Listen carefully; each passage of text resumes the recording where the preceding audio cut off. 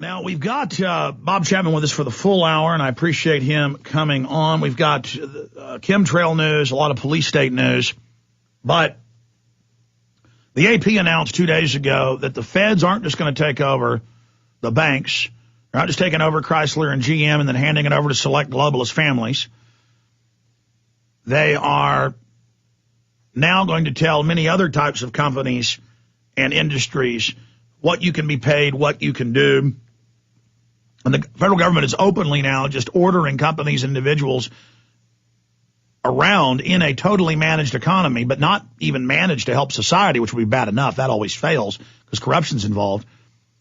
But openly to conduit the money out of the country. This is the whole Homeland Security grid is meant to squeeze every drop of blood out of this nation.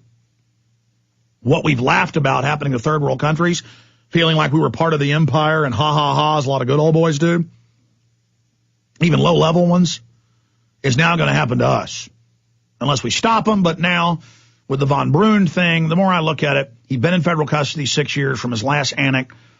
The way the feds like to work is they'll shoot a couple people, shoot Brunn, brain damage him so he can't ever talk again, kill the guard. That's the Russians have been caught doing that. It's a favorite trick.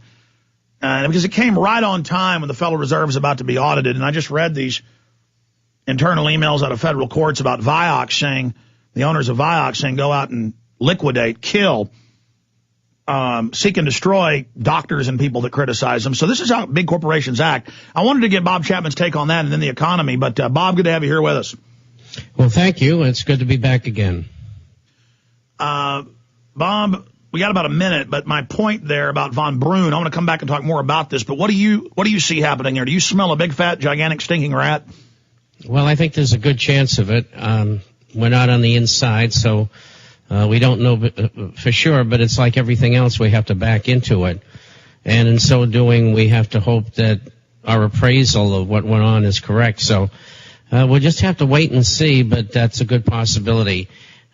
This business with the 1207, which is the Ron Paul bill, is become enormously powerful. I know you're up to date on it. But I want you to fill us in with your angle on it. I mean, do we realize the success we're having? We sure do. We have to believe in ourselves to be winners. Stay with us, Bob Chapman. Let's break that down right now and how you see the enemy coming after us. We're trying to kick out the foreign, alien, private banking government, the corporate takeover, the criminals, the illegitimate criminals that need to be thrown in irons. Here's the deal. Obama ousted AmeriCorps' head who investigated Friend. They've also fired the head of cybersecurity 2 months ago. It's now come out the head of cybersecurity is under a gag order. But before he was under the gag order, which I think violates his free speech, they're saying national security, he said the NSA and military are taking over the entire Internet. And they are, so they can, quote, shut it down for your safety. That's the headline. I mean, this is really happening. And talk about corruption. President Barack Obama says he lost confidence in the Inspector General who investigates AmeriCorps and other national service programs and has told Congress he is removing him from position. I guess he didn't get enough kids in red and black uniforms to march around chanting his name, as they now have in their own federal TV ads, paid for with taxpayer money to recruit private people to work for the Democratic Party. I mean, this is all completely illegal. The General Accounting Office is on record. When Bush was trying it and now Obama is doing it. Also, the United Nations has announced their new list of international terrorists and gun owners. Counterterrorism database goes live. It's a global MIAC/Homeland Security report. We'll break that down. But let's go back to Bob Chapman, the internationalforecaster.com. For those that don't know who Bob is, we've got a lot of new big stations picking us up. In fact, I wrote it down. Ted came in and told me the station that picked us up yesterday. It's one of the biggest in L.A. And then everybody was marveling here in the office because Cindy Sheehan used to live there and knows the station. KRLA 870. It's picking up the Sunday show for starters. A lot of stations are kind of putting their toe in the water, picking up that Sunday show. It's like, I think, 10 new stations the last month. So we got a lot of new listeners. Let me just introduce Bob Chapman. Bob, before I get into the last question about Von Brunn and whether it's staged or not, they're hyping it like this swine flu, basically. You know, one death, it's the end of the world. One death, give up all your rights, hand in your guns. MSNBC says Von Brunn loves Ron Paul. Ron Paul's basically evil now. I'm evil, they're attacking me. Anybody who doesn't like the Federal Reserve and wants to audit it is a white supremacist. Before we get into that, tell folks briefly about Bob Chapman.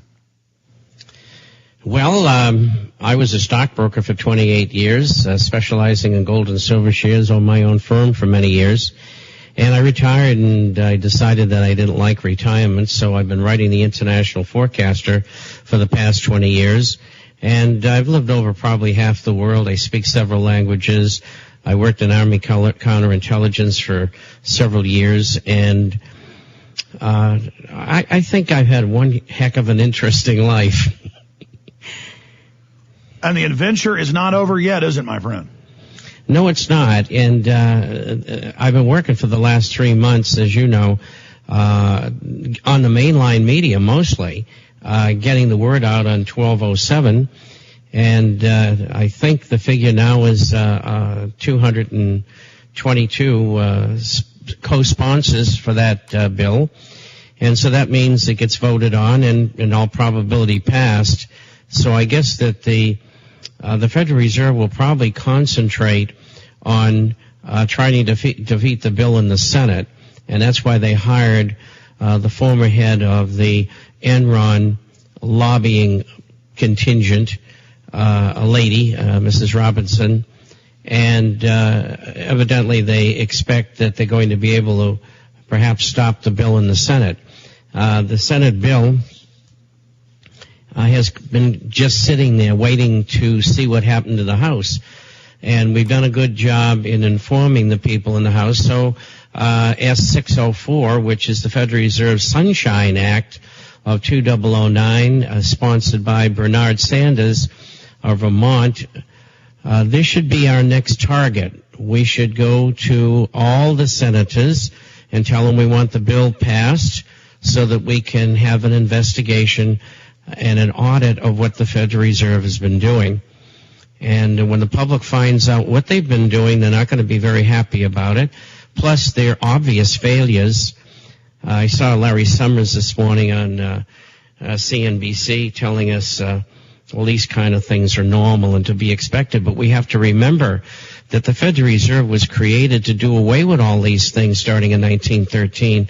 These horrible depressions and recessions and panics that we had during the late 1880s. And so they haven't done that. They've done a terrible visual job. And so I want to see that we get rid of them. And I think that that could start us on our way back, at least economically and financially, from where we're at. But I do believe that we will desperately need legislation which will institute tariffs on goods and services. And that's going to be very important because we got to stop the transnational conglomerates from sucking all the jobs out of the United States. We've already lost, from a number of ways, approximately 14 million jobs over the last 8 years. And about 6 million of them can be directly attributed to free trade, globalization, offshoring, and outsourcing. And Bob, the facts are in. For those that go, oh, this isn't free market. Ladies and gentlemen, the globalists aren't free market. They admit it's not meant to have a good, vibrant economy. Everything is to consolidate power in their hands, and that's what they've set up with tax incentives to move overseas, then all these environmental rules and taxes on companies that stay here so they can't stay in business, and regulations on mining and timber and everything else. It is designed as a form of mercantilism. For those that don't know, under the old French system adopted by the British of mercantilism, they would only allow their holdings or their colonial slave empires to develop raw materials, and then they would take back goods to the mother country that they controlled to have the value-added goods or durable goods or manufactured items, and they stated on record, in their parliaments and in their palaces, this is all part of history for those that don't know, and Bob, I'd like you to speak to this, that it was done to keep control over the slave grids. Well, now this mercantilism, they move the factories to slave countries where the people are too poor to ever get any of the products, to ever do business back with another nation, and it's meant to vertically integrate. This is not a free market. This is the private banks financing the criminal consolidation so they can bankrupt and get everybody dependent on government to then carry out the eugenics operation. And on top of that, most people don't realize that the profits that are being made by these transnational conglomerates are going to offshore locations like the Cayman Islands. And if they don't repatriate the capital, they pay about a 2% tax.